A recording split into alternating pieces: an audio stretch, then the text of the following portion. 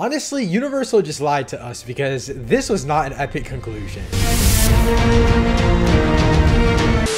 Hey guys, welcome back to the video. In this video is my spoiler-free review of Jurassic World Dominion. I had to preface this video by saying I'm an avid enjoyer of the Jurassic World movies. I also enjoyed the first Jurassic Park movie a lot. I actually rewatched every single movie in this franchise before Dominion, so I'll be posting my ranking of the entire franchise tomorrow, so subscribe so you don't miss that. But let's get more time, let's get right into it, talking about Jurassic World Dominion. The future of mankind hangs in the balance as humans and dinosaurs coexist following the destruction of Isla Nublar. I'm gonna be honest with you guys right out of the gate, this is not an epic conclusion. As a whole, this movie is like enjoyable if you're a Jurassic franchise lover. It's not gonna really satisfy you though, and that's why I wouldn't call it an epic conclusion. But I will say I actually did like the legacy cast in this movie a lot. I will say they had pretty basic and honestly kind of poorly done introductions, but I did enjoy their time in this movie, and I thought that they were utilized really well, especially the track record that we've had for legacy characters. I think legacy characters are really a hit or miss. There's never any average uses of a legacy character.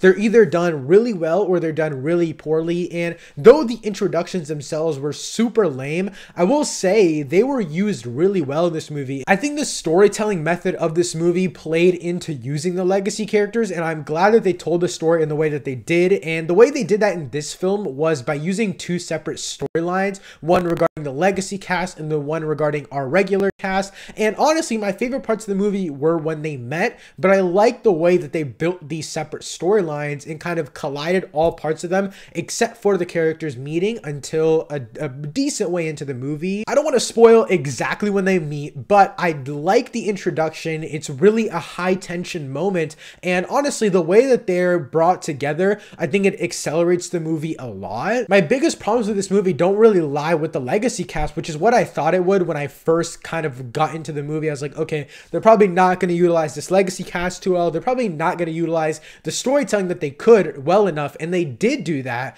but the rest of the movie isn't that good. The first half of this movie feels just like a massive exposition dump. There's like no other connection to the other world movies, and I thought that Fallen Kingdom, as I rewatched it literally right before watching this movie, set up this movie great. It set up this world that they're in really well for dinosaurs and humans coexisting, and for the first 10-15 minutes they utilize it well, but even the prologue of this movie disappoints, and that's something that's never happened to me in any of the Jurassic franchise movies. Like I said, I watched all of them in the last week before watching this movie, and the prologues always intrigued me, especially Jurassic World's prologue. And even then, Fallen Kingdom, you know, I'm not the biggest fan of the movie. I'm more of a fan than other people are, but I still do think that that movie had a phenomenal prologue. This movie's prologue was so mediocre that it kind of set my expectations so low for this movie that I still had a slightly enjoyable time with it. But once again, Fallen Kingdom set up this movie to be really great, and it all just went to complete and utter shit.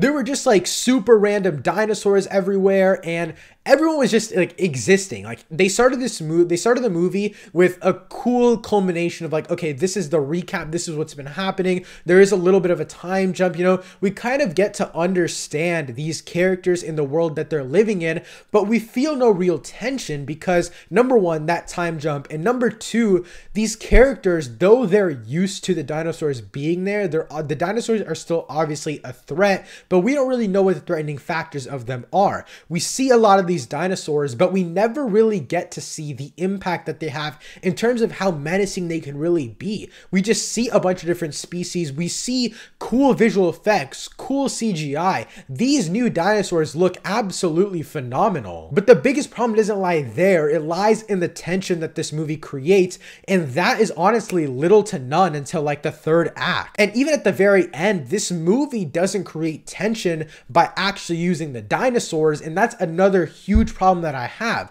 Though obviously, you know, they have jump scares, they take it back to its horror roots like the original Jurassic Park movie. They have this company called Biosyn, and there's also like these locust things that they create, and they're creating big problems. And then another storyline is about saving certain characters, and I don't want to get too deep into that specifically because the overall problem is just the villains, and this has been a problem honestly since the second Jurassic Park movie. And I think the only movie since that original sequel that hasn't fallen into this trap too much is Jurassic World, and that's why I like that movie so much. Like, yes, in that movie, there's different characters just taking advantage over one another, and that's kind of how we get to our center conflict, but it's not just like one big bad, and that's kind of my least favorite part of Fallen Kingdom, and this movie plays into all of the honestly worst parts of Fallen Kingdom, makes it into its own movie, and that's where we are. They definitely kept some of these horror roots in the final act, and I can really appreciate that, and honestly, all of the final acts of every single Jurassic franchise movie has kept those horror roots, and I think it works really well,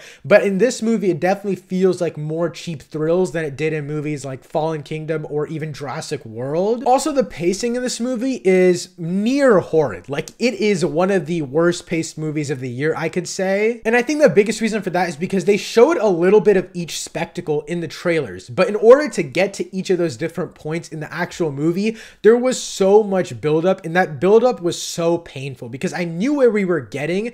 I wasn't so excited for the point we were getting at, but I was really excited to see, okay, how is Owen Grady gonna fall into the water and how is he gonna get out of there? When he gets out of there, you lose all that tension, and there was really no good buildup. That's just one example of many from this movie, and I think that's the biggest problem with it, is that it feels like they built up so much tension in this marketing. Like, this is gonna be the epic conclusion. A lot of characters that you know and love are gonna be put in real danger. That doesn't really seem to be the case, at least from the tension and pacing that they're building up throughout this entire movie. And again, I think this all just kind of circles back to the fact that this franchise is just worn out.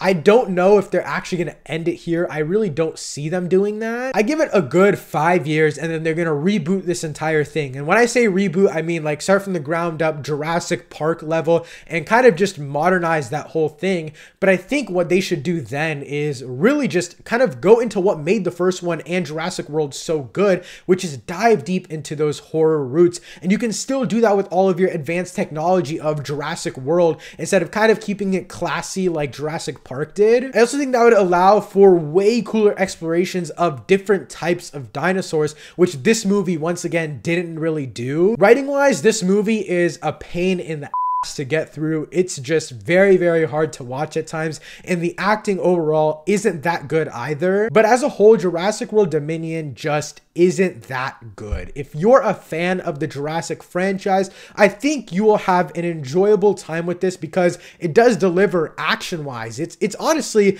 an average action blockbuster movie, but as someone who likes the franchise as a whole and seen like the evolution of it, I definitely don't think this is one that's going to satisfy fans. If you're not a huge Jurassic franchise person, I honestly would say wait till streaming to check this one out. It's a huge spectacle. A lot of it is filmed in IMAX, but it's not really worth that movie ticket in my opinion. There's way better movies out there right now to go check out. Overall, I'm going to give Jurassic World Dominion a 6 out of 10. Again, it's an average blockbuster movie. It's the worst one in the trilogy in my opinion, and as a whole, it was just a big letdown when it was being marketed to be the epic conclusion to this franchise. If you've seen or want to check out Jurassic World Dominion, let me know all your thoughts in the comments down below. Thank you so much for watching. I'll see you next time. Peace.